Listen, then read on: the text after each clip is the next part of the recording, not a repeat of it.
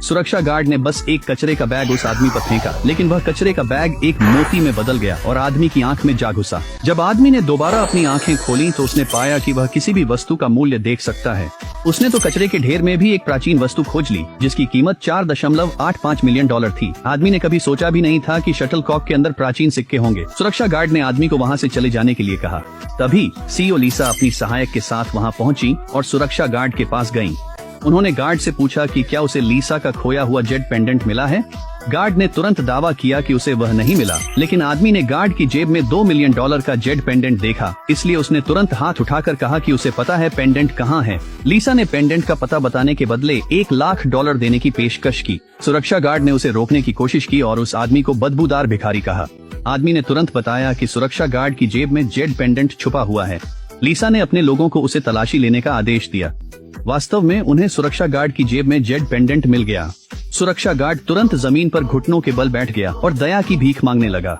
पास खड़ी सहायक ने तुरंत अपने लोगों को आदेश दिया कि सुरक्षा गार्ड को पुलिस स्टेशन ले जाएं। लीसा ने अपनी सहायक से उस आदमी को इनाम के तौर पर $1 लाख देने को भी कहा, लेकिन उस आदमी ने इतनी बड़ी रकम स्वीकार नहीं की।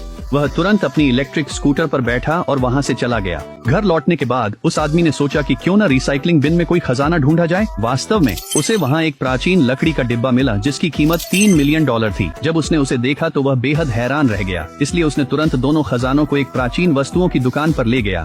लेकिन क्लर्क ने गलती से सोचा कि वह आदमी कबाड़ खोजने आया है। आदमी ने समझाया कि वह प्राचीन वस्तुएं बेचने आया है।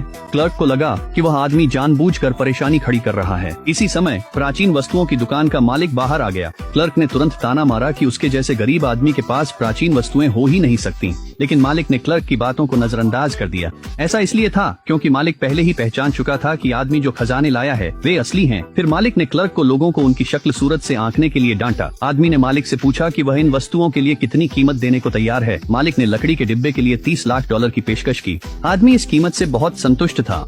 फिर मालिक ने प्राचीन सिक्कों के लिए $50 लाख की पेशकश की। आदमी को उम्मीद नहीं थी कि यह कीमत दिव्य दृष्टि द्वारा अनुमानित कीमत से $1,50,000 ज्यादा होगी, इसलिए उसने मालिक की $80 लाख की पेशकश तुरंत स्वीकार कर ली।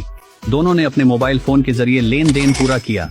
एंटीक शॉप से निकलने के बाद आदमी ने सोचा कि वह दिव्य दृष्टि का इस्तेमाल करके और भी ज्यादा पैसे कमा सकता है। इसी दौरान वह एक सड़क किनारे के ठेले के पास से गुजरा। ठेले पर हर तरह के हस्तशिल्प भरे हुए थे। अचानक उसकी नजर एक जेड के लॉकेट पर पड़ी जिसकी कीमत $1.5 करोड़ थी। फिर आदमी ने जानबूझकर ठेले वाले से एक चीनी मिट्टी के कटोरे की कीमत पूछी। ठेले वाले ने तुरंत $3,000 कीमत बता दी। आदमी ने तुरंत उपेक्षा का नाटक किया और जाने की तैयारी करने लगा। ठेले वाले ने तुरंत उसे आवाज दी और रुकने के लिए कहा। फिर उसने सुझाव दिया कि कीमत पर बातचीत हो सकती है, तो आदमी ने जेड के लॉकेट की कीमत पूछनी शुरू कर दी। मालिक ने कहा कि वह जेड का लॉकेट और चीनी मिट्टी का कटोरा दोनों $800 में बेच देगा। आदमी ने तुरंत सौदे के लिए हामी भर दी, लेकिन उसने यह भी देखा कि जेड का लॉकेट अधूरा था। अगर वह लॉकेट का दूसरा हिस्सा ढूंढ लेता तो इसकी कीमत दोगुनी हो जाती। इसी बीच लीसा प्राचीन वस्तुओं की दुकान पर पहुंची।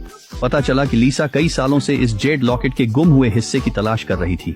दुकान के मालिक ने कहा कि उसने देश भर में लोगों को ढूंढने के लिए भेजा था, लेकिन उसका कोई सुराग नहीं मिला। वह तो यहाँ तक मानता था कि लॉकेट का दूसरा हिस्सा इतिहास के पन्नों में कहीं खो चुका है। तभी वह आदमी एंटीक शॉप में घुसा। मालिक ने पूछा कि क्या वह कोई खजाना लाया है। उसी पल लीसा और उस आदमी ने एक दूसरे को पहचाना।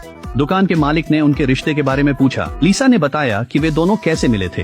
दुकान के मालिक ने इसे किस्मत का खेल माना। आदमी ने तुरंत कहा कि वह चाहता है कि दुकान का मालिक एक खजाने का मूल्यांकन करे। इसके बाद उसने वह जेड लॉकेट निकाला जिसका आधा हिस्सा गायब था। लीसा और दुकान के मालिक दोनों उसे देखकर दंग रह गए। दुकान के मालिक ने जेड की बनावट को ध्यान से जांचना शुरू किया। उन्होंने निष्कर्ष निकाला कि आदमी द्वारा लाया गया जेड लॉकेट असली था। आदमी ने दुकान के मालिक से पूछा कि जेड की कीमत कितनी है। लीसा ने तुरंत $30 मिलियन की पेशकश कर दी।